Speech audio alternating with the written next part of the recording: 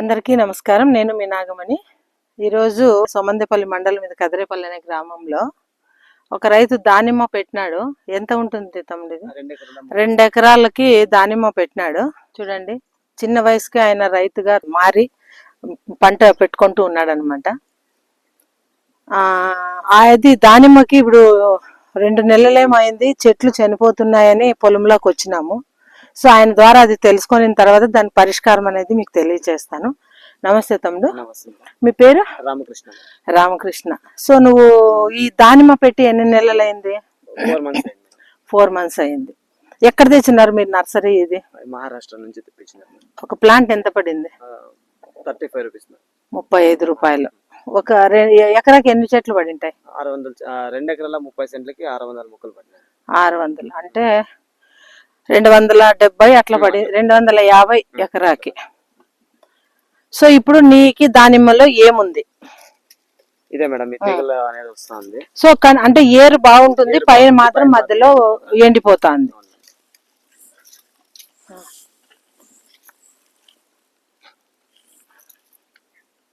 ఇది చెక్క పర్వాలేదు, తీసి ఏరు రావాలో చూడు.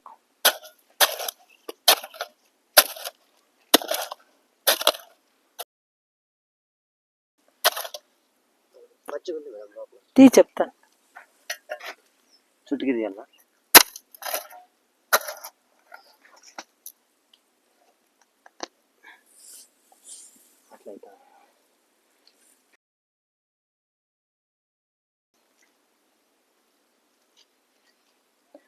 ఏరు కుళ్ళు కాదప్ప, కాండం కుళ్ళ. ఇది ఏరు బాగుంది.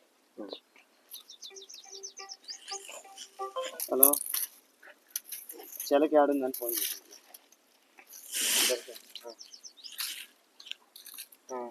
మేడం.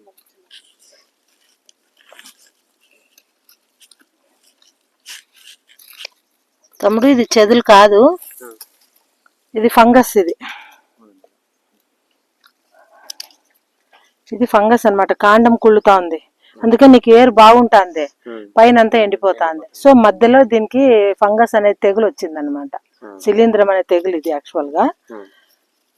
దీనికి ఏం చేయాలనేది ఇప్పుడు నేను తెలియజేస్తాను. సో ఇది ప్రాబ్లం ఏమనేది నువ్వు, ఎందుకంటే కొత్త పంట కాబట్టి చూడు, ఏరు బాగుంటుంది, మధ్యలో వచ్చేసి ఎండిపోయి పైకి కూడా వస్తే అట్లే వస్తుంది, ఏరు అట్లే ఉంటుంది. సో ఇదైతే ఇది ఫంగస్ అనమాట యాక్చువల్ గా. ఇది వచ్చేసి శిలీంధ్రం అనే ఒక ఫంగస్. ఇది దీనికి నువ్వు బయో ఫర్టిలైజర్ అని ఒక చెప్తాను నేను.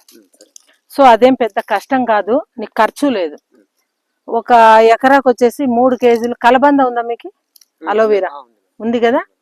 సో దాన్ని ఏం చేస్తావంటే 3 kgs కలబంద తీసుకొని, 1 లీటర్ వచ్చేసి పాలు, 1 kg బెల్లం. అదొకటే. నీకు పాలు ఇంట్లో ఉండొచ్చు మోస్ట్లీ, మీకు పాలు ఇచ్చే పశువులు ఉన్నాయి కదా. సో kg బెల్లం కూడా నువ్వేం పెద్ద రేటు పెట్టే పని లేదు, చిన్న తక్కువ రేటు నల్ల బెల్లం అయినా పర్వాలేదు. సో కలబందని దాంట్లో కలబందని ఏం చేయాలంటే చిన్న కట్ చేయాలి, స్లైస్ వస్తుంది, చిన్న కట్ చేసి ఒక బకెట్ తీసుకోండి. బకెట్ తీసుకొని ఆ కలబందని వేసేసి, తర్వాత 1 లీటర్ పాలు వేసేసి, 1 kg బెల్లం వేసి బాగా తిప్పేసి, తర్వాత 10 లీటర్ల నీళ్ళు వేసేసి, ఓకేనా? 10 లీటర్ల నీళ్ళు వేసేసి బకెట్ మీద మూత పెట్టేయాలి. మూత పెట్టి అది వచ్చేసి 10 రోజులు ఉండాలి. 10 రోజుల తర్వాత నీకు కలిపిన 1-2 గంటలకే అది ఒక చిక్కని ద్రావణం తయారై నీకు ద్రవం వస్తుంది. సో దాన్ని నువ్వు ఏం చేయాలంటే పక్కకు పెట్టేసి నీడలో ఉండాలి, ఎండలో ఉండకూడదు. బాగా గుర్తు పెట్టుకో. 10 రోజులు మూత పెట్టి రోజు ఒకసారి కట్టితో తిప్పుతాను. సో 10 రోజుల తర్వాత నువ్వు దాన్ని ఓపెన్ చేస్తే నీకు పైన కూడా అది ఫంగస్ లాగా తయారైంటుంది, బూజు లాగా వచ్చేస్తుంది అనమాట. సో దాన్ని నువ్వు వడగట్టేసాయి. వడగట్టిన తర్వాత ఏమైందంటే అదంతా బాగా ఉడికినట్లు అయిపోయి కలబంద తొక్కుంటుంది, గుజ్జంతా లోపలికి వచ్చేసింది. అయినా దాన్ని బాగా పిసిగేసి బట్టలో వడగట్టిన తర్వాత 10 లీటర్ నీళ్ళు వేసుకొని, నీకు ఏ మొక్కలకైతే అట్లా కాండం కుళ్ళు దగ్గర ఉందో మొక్కలకు స్ప్రే చేసాయి. బుడుం దగ్గర స్ప్రే చేయి. స్ప్రే అయితేనే బాగా పనిచేస్తుంది అనమాట. అది మొక్క మీద పడుతుంది నువ్వు అన్నావు కదా, అట్లాంటిదంతా కూడా కొంచెం తెగులు, ఆ శిలీంధ్రం, బూజు అనేదంతా కంట్రోల్ అవుతుంది. ఓకేనా? అది కొట్టి చూడు నువ్వు.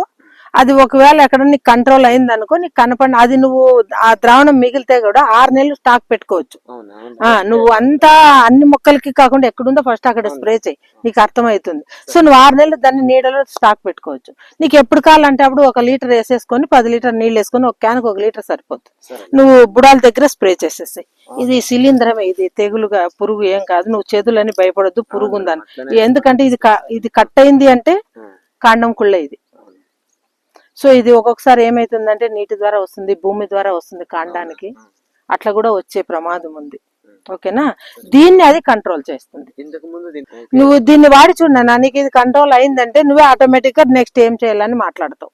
ఓకేనా, ఇంకొకటి నీకు ముఖ్యంగా ప్లాస్టిక్ పేపర్లు చెట్టు నాటి పెట్టేసినారు కదా, ఆ ప్లాస్టిక్ పేపర్లు పొలంలో ఉండేయొద్దు, కాల్చకూడదు. అది తీసేసి ఎక్కడన్నా పక్కన వేసేసి, ఎందుకంటే అది ఉంది అనుకో నీ భూమిలో దున్నినప్పుడు పోతే దాని కింద తేమ అనేది పోదు.